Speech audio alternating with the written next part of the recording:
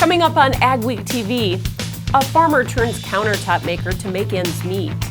We'll take you inside the first commercial-scale soy-based aquaculture feed plant in the country. A Minnesota farm celebrates a century while developing the next generation.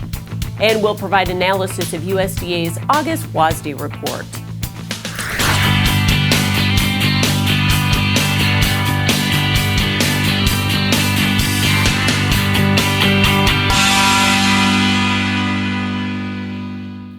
Welcome to AgweekTV. I'm Michelle Rook. The August WASDE report and a historic Derecho storm top our news this week. Iowa farmers and government officials are assessing the cost of agriculture-related damage from Monday's Derecho storm.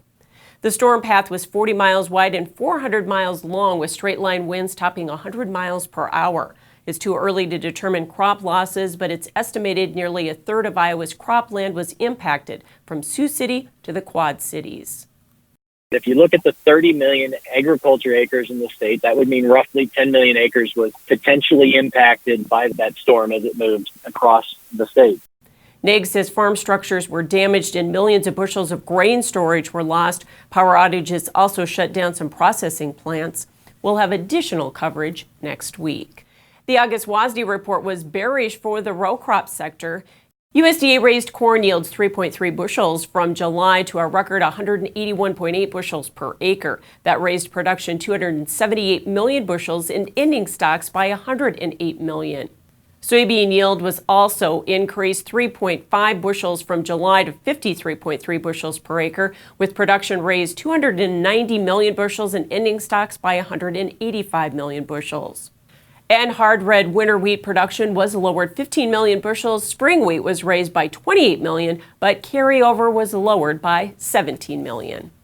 And joining us with markets, Randy Martinson with Martinson Ag. Randy, let's break down the report. USDA put corn yield and production at record levels, but are these the highest numbers you think we'll see this year, especially with the storm earlier this week? You know, I think it is. I mean, we've got a couple of things that are going to be in corn's favor going forward here. One of them, it is a pretty big yield. Second, the storm that went through on last Monday for Iowa certainly took bushels away. So we're going to see that kind of come into play into the market, maybe in the September report, maybe even the October report. I do think USDA might be overestimating demand a little bit, but that's something that we'll sort out as the year goes. Do you think that we've put in a harvest low, early harvest low in the corn market, and what's your marketing advice with that in mind? I do think that this market now for the next couple of months might trade steady to a little higher. So yeah, I do think we put in a low at this point.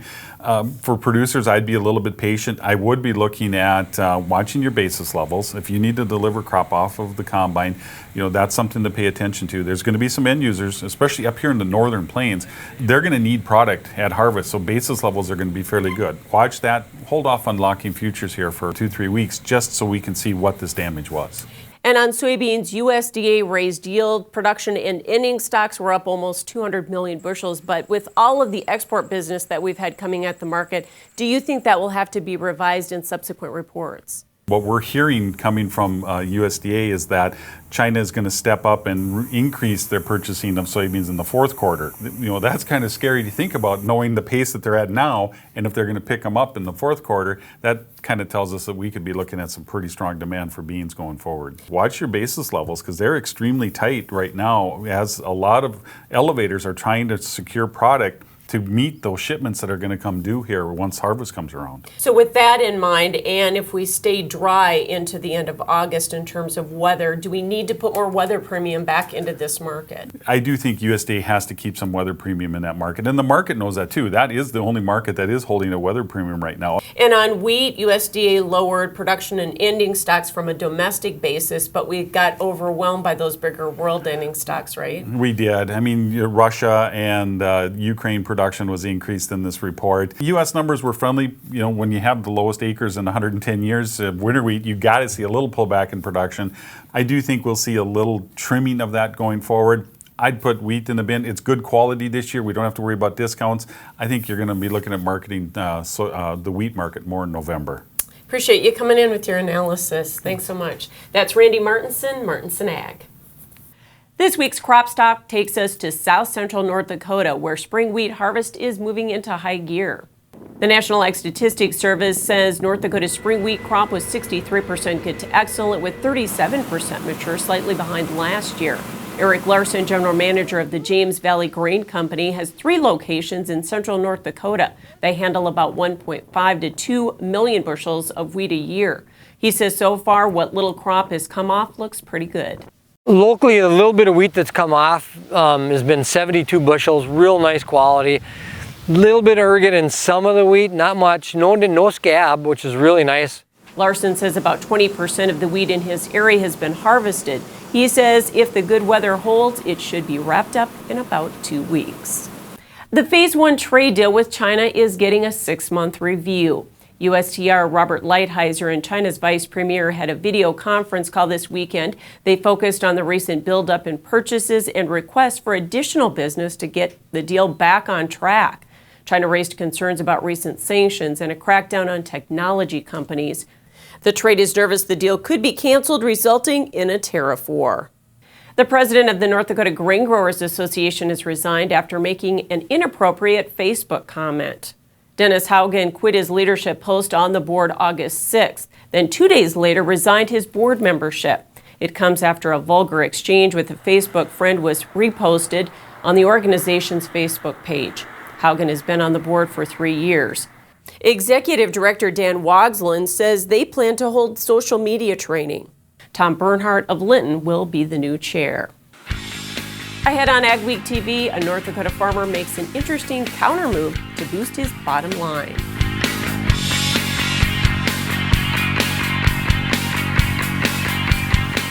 When you think about it, productivity starts at planting. So it's time to rethink how productive your planter can be. We did with the new Case IH 2000 Series Early Riser Planter. We rethought your row unit so it's tougher, more accurate. We rethought your meter, took the most precise technology, factory installed it. We rethought every inch of the Case IH Early Riser Planter to make it the most productive planter around. And if you think about it, that's exactly what you want. This is Dennis Belisky reminding you we do auctions and we do them well. You've built your operation with hard work, and when it's time to sell, all or part, you deserve the best. Details from repairs and preparation to promotion and settlements are not routine. Chances are you'll only do this once, so we'll tailor an auction just for you and get it done right. On site at your farm or added to one of our highly successful Alaris Center auctions, we have the skill, reputation, and integrity to meet your needs with best-in-class commitment and quality service. Find us at resourceauction.com or call 701-757-4015. Let's face it, dogs will be dogs and do dog things. Dig things and bury things. Shred things, tear things, bark at things. And, above all, dogs are going to eat dog things. At least you can support digestive health at mealtime. Exclusive Signature with Comfort Care is a unique combination of researched ingredients to support digestive health today while preparing your pets for what comes tomorrow. Advanced Grain Handling is your regional dealer for grain handler dryers, bins, and accessories. With Grain Handler's continuous mixed flow drying systems, you're capable of high levels of grain dryer efficiency on all types of grain, including seed grain. Advanced Grain Handling also carries West Steel's quality stainless steel products for on-farm and commercial grain storage solutions. Advanced Grain Handling has licensed and trained service techs and a licensed electrical shop. Get a hold of Chad Kylo to find the perfect solution for your farm.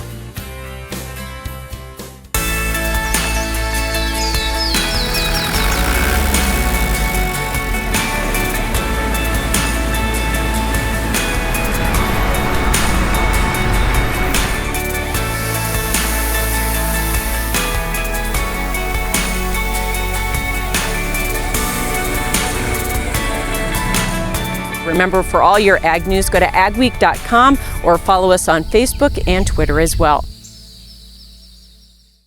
Many farmers rely on off-farm income to help make ends meet. In this week's Ag Week cover story, Mikkel Pates introduces us to a man who has transformed part of his farm shop into a unique manufacturing business. After 30 years of farming, Jeff Haft of Wapaton, North Dakota is performing the ultimate counter move to the ups and downs of agricultural economics. I don't know, not really discouraged, but just we need to change how we're doing things to keep doing things, I guess, and just to survive. Hafe grows soybeans, but he's cut the number of acres he farms from about 2,800 to 1,200 acres, and he's spending about $1 million to transform part of his farm shop into Prairie Stone, a high-end stone countertop manufacturing business. The farm is pretty much going to stay the same, the way everything is, and the enterprise will just kind of, the two of them all tie together at some point. One advantage of the countertop business is that it will provide year-round income as opposed to seasonal. Matthew Pelton, who came from Salt Lake City, Utah, to install some of the precision manufacturing equipment, says at first he questioned the rural location. Now that I've been here and see what it is, I really appreciate the brilliance. Number one, they don't have to deal with the permits of a municipality here. In addition, it's cost-effective to be closer to his rural customers than competitors in big cities. I'm excited for Jeff and what he's going to be able to do because the area is just, it's prime and ready for it. Jeff's wife, Jennifer, was skeptical at first. I thought he was crazy. But once she saw his business plans take shape, she was sold. After all, she says farmers have many skills from building to business. Don't be afraid to do something different. I think when we started this, I was afraid to do something different. We farmed for 25 years, and here we are. We're doing something different, and it's working and successful. At New Eppington, South Dakota, this is Mikkel Pates for Agweek. You can read more in the next Agweek magazine or at agweek.com. A South Dakota company may hold the secret to sustainable fish production. Prairie Aquatech of Volga is converting soybeans into a feed for the global aquaculture market that could satisfy the growing demand for food, while providing a huge market for farmers in the region. There are none that we know of that are to this scale yet. Prairie Aquatech is the first commercial soy-based aquaculture feed plant in the nation. We have the whole process patented. Manager Dennis Harstead says they produce 30,000 tons of feed annually with a first-of-its-kind technology. The product that we use is soybean meal that comes to us at about 47% protein, and we do a microbial fermentation process to it. That converts it into a highly digestible 70% protein aquaculture feed they call ME Pro. A light tan-colored, very fine powder, almost a talcum powder consistency. Which is primarily fed to higher-value fish used in restaurants. The three main ones that we are focused on are trout, salmon, and shrimp. And all three of them have huge market potentials. And so does soy-based aquaculture feed because it's a greener alternative to fish meal. Fish meal is both expensive and it's getting to be a very limited supply because the oceans are overfished where the soybeans are a sustainable, renewable supply. ME Pro is now at commercial production stage, but it all started with the vision of South Dakota soybean farmers. They funded pilot research at South Dakota State to develop a soy-based feed fish could digest and would produce better gains. And then Prairie Aquatech licensed this from South Dakota State University to take to commercialization. That investment is now paying off as another market for South Dakota soybeans. For the 30,000 tons that we currently operate at, we will utilize about 2.5 million bushels. They process conventional and non-GMO meal from South Dakota soybean processors, and with growing international interest, they're already looking at doubling capacity. Prairie Aquatech is also working with True Shrimp on feed for their planned shrimp production facility in Madison. Ahead on AgweekTV, the Field brothers are taking their farm into the next 100 years.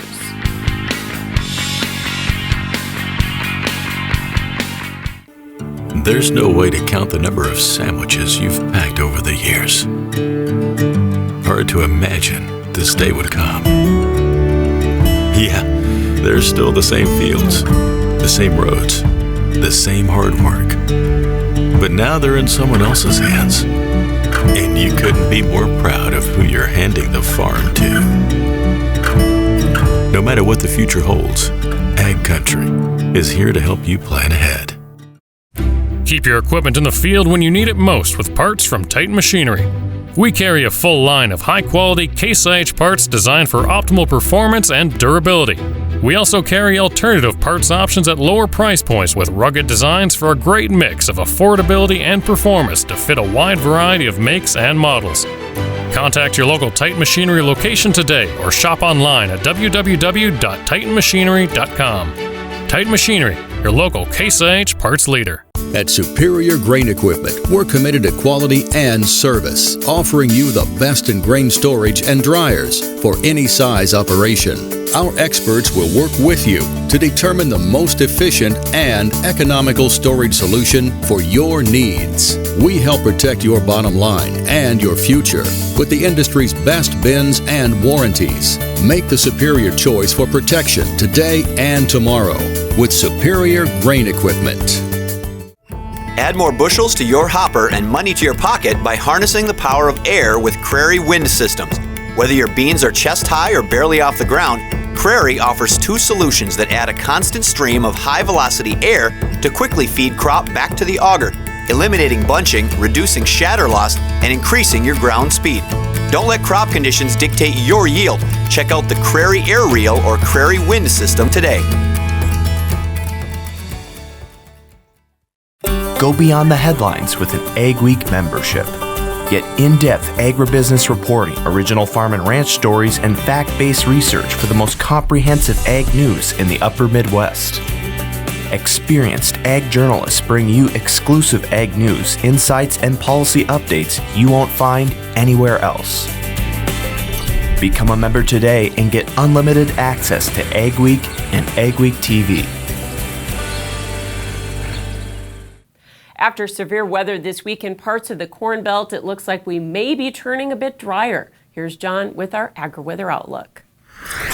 There's really no getting around it. Summer is really starting to wind down, not only here in the northern plains, but across the United States and the northern hemisphere. Three things I want to focus on tonight. One is the remarkable storm that moved through many areas of the Corn Belt, especially the western Corn Belt, this past week on Monday. Secondly, the absence of heat here in August. We started out the summer with heat waves building north and prognosis of perhaps a potentially extremely hot summer.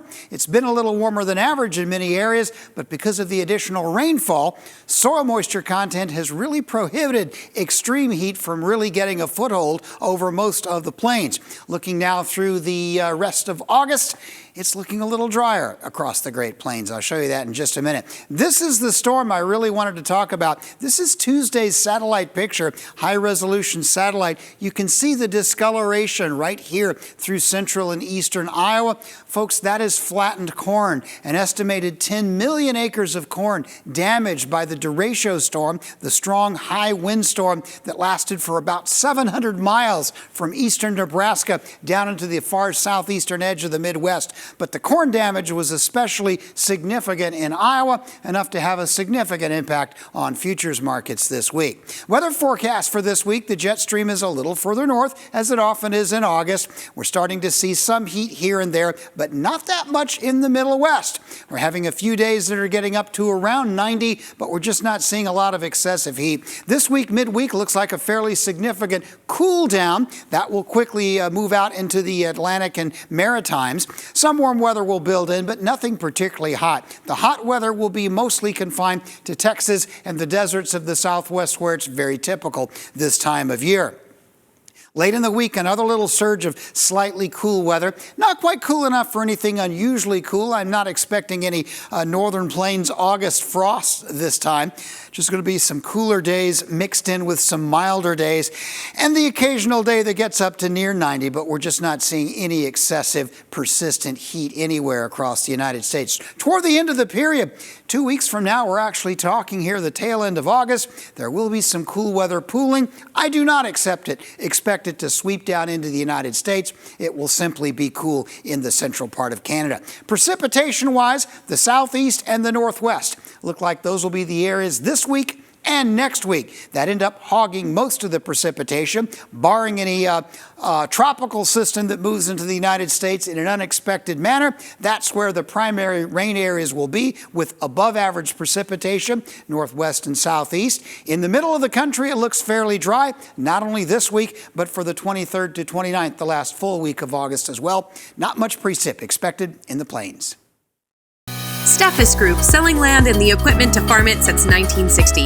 If you're interested in selling or have questions about our auction process, head to our website at steffesgroup.com to contact us at any one of our 4 locations located throughout the Midwest. You can also visit and subscribe to our YouTube channel to view all of our auction previews and recaps to stay up to date on the market in your area.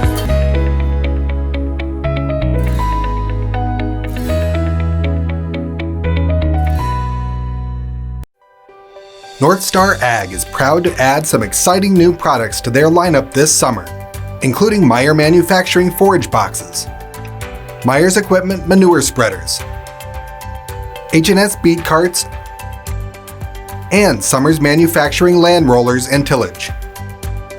This August, North Star Ag will be moving to a convenient new location just off I-94 in Tower City, North Dakota. We look forward to seeing you there. Growing up as a kid, Gateway was always the grain bin building and the grain handling people that were out in our area. One of the reasons we chose to go with Gateway was they're the leader in the industry and they are the #1 Brock dealer in the United States. We've really liked the Brock design and some of the designs that Gateway has come up with throughout the years. My best advice would be to just put your trust in them and let them come up with the design that's going to fit your needs. Luckin Trucks and Parts sells quality used parts for all makes and models. With over 50 acres of trucks and parts and new inventory arriving daily. Family owned and operated since 1966, Luckin's specializes in the sale of quality used medium to heavy duty truck parts as well as pre-owned trucks, trailers, and construction equipment. If it's on a truck, we got it. Call us today and let us get you your part. We're going to talk today about a revolutionary auto steer product that you guys have developed. We back one of these things in, it'll drain a 40-acre patch just within hours. What can you tell us about what dairy farmers do to make sure that their animals are happy? Their care is our primary concern. Is there still time for producers to get storage bins up? Absolutely. We still can definitely get something up and ready for corn harvest.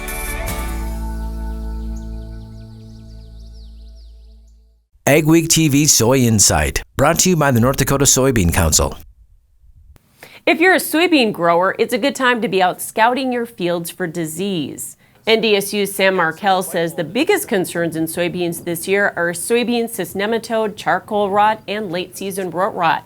But he also warns growers to look for signs of sudden death syndrome, which has just shown up in Richland County in southeast North Dakota in the last year. Markell suspects it's moving north from South Dakota and Minnesota. It's marked by bright yellow spots between the veins on the leaves. He says in August, it's an important time to scout for those issues. You see a lot of pathogens show up in August. You can't do much about them when you see them, but it really gives you a lot of information about how to manage those fields and those crops in the future. Get into those spots, take a shovel, take a knife, and see what's actually happening in your field. Markell says these diseases can cut yield significantly, but by the time you see it in your field, it's too late to do anything about it. So it's important to make plans for prevention next season. Agriculture has changed a lot since the Field family started farming near Earhart, Minnesota in 1913. While their ancestors tilled the ground with their bare hands, reporter Emily Beal found brothers Mitch and Ben Field are using the latest technology to expand their business and ensure that it survives for future generations. We've had cattle here ever since I was a little kid. The Field family farms nearly 1,000 acres in this peaceful corner of northwest Minnesota. Brothers Mitch and Ben and their dad Bill are the 4th and 5th generation on this land.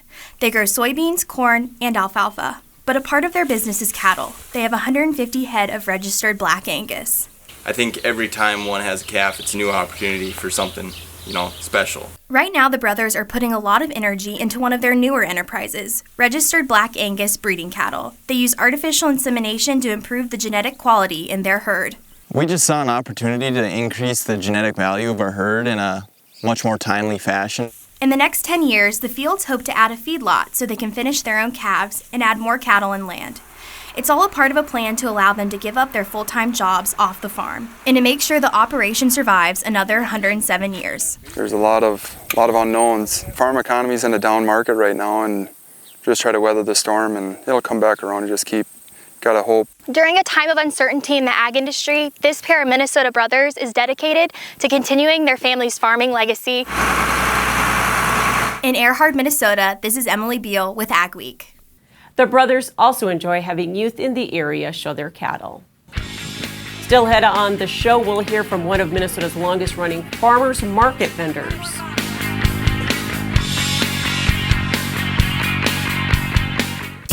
2020 has started off where 2019 left off, with a lot of uncertainty and concern. Is your farming operation ready to take the volatility this year has to offer? Do you have a marketing plan in place to take advantage of opportunity? Are you finding it hard to separate the noise from the news? Talk to the professionals at Martinson Ag. We can help you make sound risk management decisions that will help your operation survive during these unusual times. Agweek brings you timely agriculture news from field to fork in digital, print, and television. Fresh every week, join Jenny Schlecht from the Agweek editorial team and me, Al Windmill, from the sales and marketing team for a deeper dive into farm and ranch stories, along with guest interviews with personalities from the world of agriculture. If you're involved in farming, ranching, or agribusiness, the Agweek podcast is the show for you. For Agweek, this is Mikkel Pates at Watertown, South Dakota. We'll look at the positive impacts that dairy can have on the community. A Minnesota couple has put a grain bin to a new use. Spoiler alert, it's not grain. This elaborate system of tubing with the downhill slope is how Maplewood State Park gathers sap to make syrup. Thanks for joining us for this week's edition of Agweek TV. Remember, for all your ag news, go to agweek.com or follow us on Facebook and Twitter as well. Every day across America, excess food is gathered by a network of good people at local food banks, giving hope to millions of children who struggle with hunger. They've earned their wings, and you can too. Together, we can solve child hunger. Support Feeding America and your local food bank at feedingamerica.org. Every year, 40% of all food in the U.S. never gets eaten. 40%. That's almost half the food we produce. Food waste is a serious problem. It impacts all of us. And it's expensive. Your family is throwing $1,500 a year in the trash. We're working hard to put food waste on the chopping block. And you can do the same at home. Learn how to cook it, store it, and share it. Just don't waste it. Go to savethefood.com. Farmers markets are an important source of income for many farmers and an important source of healthy food for communities. The Rochester, Minnesota Farmers Market started in 1985, and vendor Margot Worthison has been there from the beginning. She and her husband own Many Hands Farm and have only missed 4 Saturdays in 35 years. Over the years, she's seen an increase in interest in healthy eating, especially since COVID started. The need to get healthy food to people is one of the reasons farmers markets have stayed open during the pandemic. And I think there's a number of folks who come to the market who are really interested in looking for good food, fresh food, organic food, participating in sustainability for the community and ecology and the environment, and I think we see a lot of that. The Rochester Farmers Market is open Wednesdays and Saturdays through September. Thanks for watching this week's edition of Agweek TV. Remember, for all your ag news, go to agweek.com, and you can follow us on Facebook and Twitter as well. You have yourself a great and safe week.